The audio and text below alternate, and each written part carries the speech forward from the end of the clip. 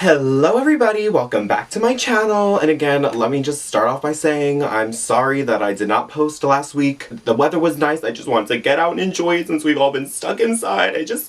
I'm sorry. You know, I was about to do a quick little recap of last week, but I honestly don't even remember what it was the makeover challenge last week, and Jada won. There was a double save. I pretty much agree with all the judging. I know a lot of people are saying Crystal should have won the makeover. They really loved the whole Bert and Ernie thing, but in my opinion, it looked a little bit cheap and a little bit thrift store, I'm not gonna lie. I personally agree with the judges, and I think that Jada definitely deserved her win last week. And as for the double save, that brings us into this week's episode. The girls really are not too happy about it, and understandably so. If I was any of them, I would not be happy about it either. And Jackie was a little bit shocked, a little bit like butthurt that people were upset that they were both still there, and I don't really understand why. Like, hello, you're in a competition, honey. Now, do I think it should have been a double stay this past lip sync? No, definitely not. I think the online consensus is that this lip sync was not deserving of a double stay. Compared to season 11, Brooklyn Heights versus Evie Oddly, I mean, girl, this one is a 10 to a 2. Let's just be real. If anything, it could have been a double elimination, but whatever. Another week with Heidi in Closet. I'm happy about it. No complaints. The mini challenge for this week, hallelujah, is everybody loves puppets. Everybody loves this challenge, especially considering that they axed the reading challenge this season. I was happy to see that they kept the puppet challenge. Honestly, they probably got rid of the reading challenge because the season 11 girls were so bad at it. And then when they did the slap challenge, they were a lot funnier. So maybe, I think that was probably the reasoning. I love the puppet challenge. I think it's a cute challenge. Nobody really was that crazy funny. Jackie was definitely the funniest in my opinion. She had the best jokes, the best references, the best interaction with the puppet, you could say, I guess. Jackie Cox got Sherry Pie for her puppet, and she pretty much just played Sherry like an arrogant asshole, which, she really is. And then I hate to say, but Sherry got Heidi in Closet for her puppet, and she actually was pretty funny. Having the wig fall off and then all the powder under the wig shaking it around, that was very funny. I hate to admit it, but Sherry did well. Heidi and Crystal were both okay, and then Gigi and Jada were not funny at all, to be honest. Jackie, of course, wins the mini challenge, and she points out that this is her third mini challenge win, but yet she still does not have a main challenge win. And she's not getting it this week either. For the main challenge this week, the girls are going to write and create their own one-woman show. And this is a rare occasion where the main challenge actually has to do with being a Drag Race girl, because that is something that all the big Drag Race girls do, is they have their own one-woman show. Trixie, Bianca, Miss Cracker, all the big girls, they do a one-woman show. So this is a really good challenge to see who's gonna be a successful Rue girl after the season ends. There's no walkthrough this episode. Instead, we get to see RuPaul and our guest judge, Whoopi Goldberg, watch the trial runs of all the girls' one-woman shows. So first up is Jackie, and I mean, she gets shot down pretty hard. Pretty much everything she said bombed. Neither Rue or Whoopi laughed at anything she said, and they pretty much told her, scrap that idea. Don't think of it as a stand-up comedy challenge. Try to tell us a story and let us know who you are, but still be comical and charismatic and all that yada yada yada yada. Oh, and then I also forgot to mention what Jackie Cox got for winning the mini challenge this week was she decided the lineup for the girls this week. She put herself first, and everybody's saying that they kind of want to be second or third. Nobody wants to go at the end, so Jackie assigns Jada Essence Hall to close the show and Sherry Pie to go right before her, which was a big mistake. We'll get into it. When Heidi goes into practice in front of Rue and Whoopi, she explains that she's pretty much going to be doing a little skit. She's going to be acting out a family picnic with some of her family back home in Ramsor, North Carolina. And her little trial run goes pretty smoothly. There's no really big clunkers, obviously. She's just very enjoyable to watch no matter what. So, of course, it went well. And then Crystal comes in and she says she's going to be doing a act as a male exotic dance instructor, and RuPaul immediately is like a little bit scared, and she asks Crystal right off the bat, are you going to be in drag for this? And Crystal's like, yes, of course I'm going to be in drag, blah, blah, blah. And then when Gigi goes into practice with Whoopi and Rue, we learn that her idea is she's going to be a stewardess on a flight to hell. On paper, it sounds like a really good idea. There's a lot of jokes you could do. You could talk about the people on the flight. You could talk about how bad the flight is, the food on the flight, blah, blah, blah. There's a lot you could do there. But Miss Gigi really only went like halfway there with this whole skit. It's such a good idea, and there was so much potential, but she really didn't deliver. And then when Jada goes in to talk to Whoopi and Rue, she gets a lot of feedback that she's pretty much just talking way too fast. It seems like she's nervous and she's just trying to get done with it. And then she pretty much just breaks down and starts crying and tells Whoopi how much she loves her and how much she means to her and how The Color Purple is her favorite movie and all that kind of stuff. So the next day, the girls are all getting ready for the runway, and then once again, we get another emotional moment from Jackie Cox. Pretty much every episode, we get at least a 2-minute clip of Jackie Cox crying because of her childhood. It's intense. I feel like they're kind of using her for emotions, but she doesn't have to talk about those things, so whatever. Oh my god, and then let me just, y'all. Well, the girls were getting ready, Heidi starts talking about her family in Ramsor, and Jackie makes a joke and calls her the Rose Nyland of drag. And then Jada Essence Hall has the nerve to ask who is Rose Nyland, and let me just say, I was Team Jada this whole time, but after that, after we learned that Jada doesn't watch the Golden Girls, I may not be Team Jada anymore. I hate to say it, but damn. So on to the actual one-woman shows. Of course, they have Dahlia dressed as the giant stalk of broccoli in the audience.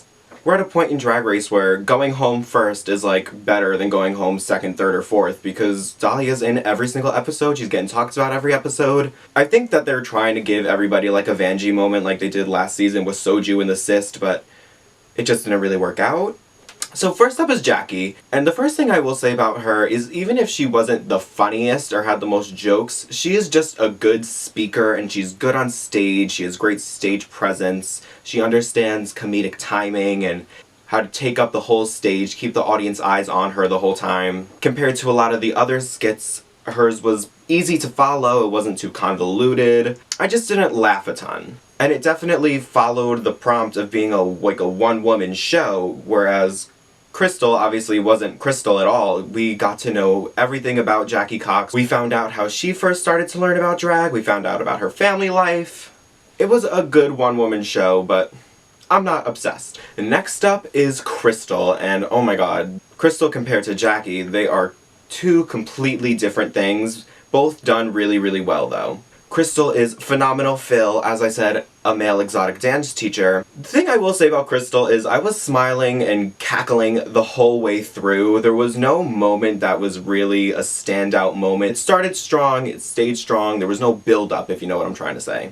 I thought it was a funny idea that Crystal wanted to be a dance teacher, even though she obviously cannot dance, which she said, but watching her do these little dance moves, girl, she is really not a good dancer. The funny thing about this skit was just Crystal in general. It had nothing to do with the exotic dancing, in my opinion. The whole, like, kitty litter moment, that was whatever, and the whole pulling the bananas and rubbing the nipples moment, that was also whatever. I just think Crystal is very charming and fun to watch. That's why I enjoyed it.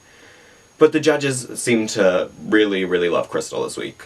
And then after Crystal, we have Heidi in Closet, and I'll be honest, I didn't hate Heidi as much as the judges did. They definitely edited it to make it look worse than it was.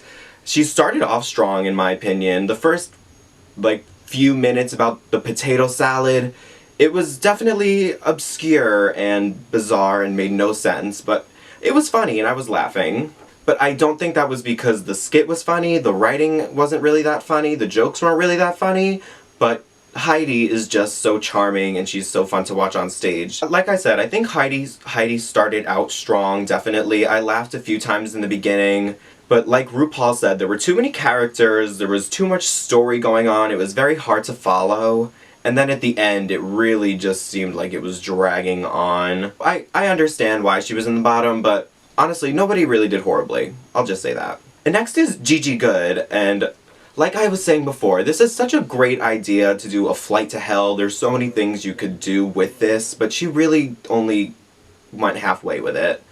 And it seems like she always kind of plays the same character of like the monotone bitch. Like the character that she was playing as the flight attendant on the flight to hell was kind of the same character that she played as the cat, which was the same as Maria the Robot, which is the same as the political debate. And I get that she's kind of doing that on purpose, and she's making a callback to them each time, but it's really just not working for me. The funniest part of Gigi's entire thing was for sure in the last second when she said that we've arrived at our destination, which is Detroit. It was also very smart that Gigi interacted with the audience. She just called out random people in the audience and kind of attacked them, which was a choice, but it was, you know, smart to interact with the audience. It's memorable. Normally I wouldn't talk about her, but I will talk about Sherry Pie because she kind of ruined Jada this week. Sherry Pie was like a psychic fish or something.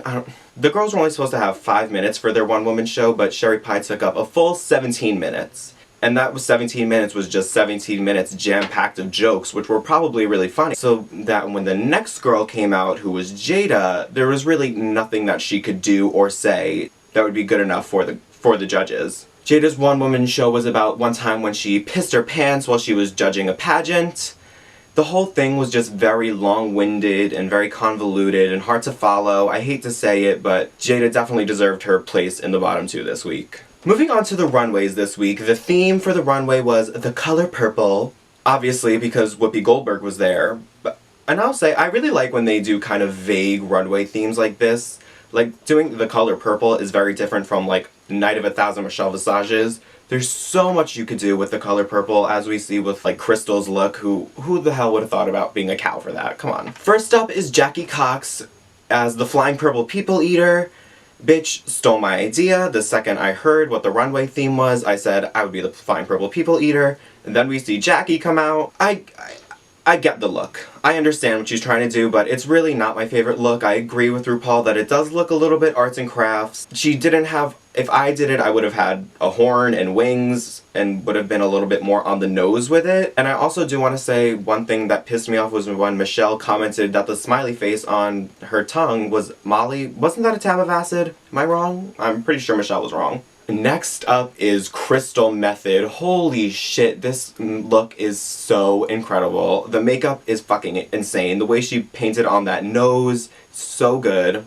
And this is what I mean why I love this kind of a runway theme, is because who the hell would think to dress like a giant cow other than Crystal? I mean, Monique Hart did, but I prefer the Crystal cow more than the Monique Hart cow. This is definitely my favorite look tonight. It's so creative. The giant cow ears look great. The costume itself, I know that she said was inspired by a designer that does sound suits like that, and when they walk around they like make music, so I'm very curious to see that look in real life, because I want to know if it actually like makes music like a sound suit. And next up is Heidi, and you know, Heidi looks gorgeous. She looks stunning. This is a beautiful purple dress. Her hair and makeup look great. Compared to what was just on the runway before it, I'm a little bit bored. Oh my gosh, wait, and then we have Gigi Goode as the bitch from Scooby-Doo.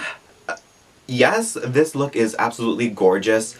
Personally, I was never a fan of Scooby-Doo as a child. As an adult, looking at Scooby-Doo, I really like the 60s style fashion that they're all dressed in, and I think that's why I love that's why I love Gigi's look so much. Not because it's Scooby-Doo, but because it's like a very 60s look. I love color blocking. I love the neon green with the purple. Yes. Just yes. And then finally we have Jada, and she looks just fucking stunning. Like, seriously. There is not a flaw to be found on Jada, even though, again, everybody has a concept, but the difference between Jada and Heidi is that Heidi's just wearing a dress where Jada has like a really interesting silhouette with an asymmetrical cut and the boots and the hat, and it's all monochromatic. I'm obsessed. I really want to recreate this look. I fucking love it. So the winner of this week's challenge is Crystal Method. She has gotten her first win for the season. Thank God, because the season's pretty much over, so I'm glad she won one challenge.